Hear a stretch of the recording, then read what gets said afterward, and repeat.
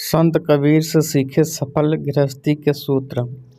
संत कबीर रोज अपने शिष्यों और अन्य लोगों को उपदेश देते थे।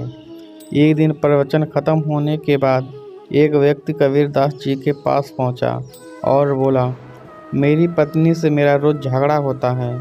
मेरी ये समस्या कैसे दूर हो सकती है? कृपया कोई ऐसा उपाय बताएं जिससे मेरा वैवाहिक जीवन सुखी हो जाए।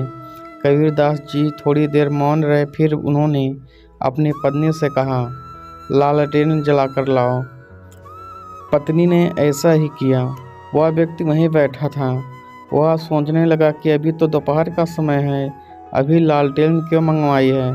थोड़ी देर बाद कबीरदास ने अपनी पत्नी से कहा, खाने के लिए कुछ मीठा ले आओ। इस बार उनकी पत्नी मीठे के बजाय नमकीन देकर चली गई। इसके बाद कबीरदास जी ने उस व्यक्ति से पूछा, आपको आपकी समस्या का हल समझ आया या नहीं? वह व्यक्ति बोला, गुरुदेव, मेरी समझ में तो कुछ नहीं आया। आपने तो अभी तक कुछ बताया ही नहीं।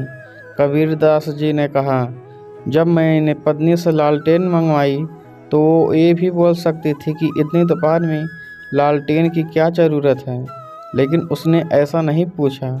उसने सोचा कि ज़रूर किसी काम के लिए लालटेन मंगवाई होगी, इसलिए वह चुपचाप देकर चली गई।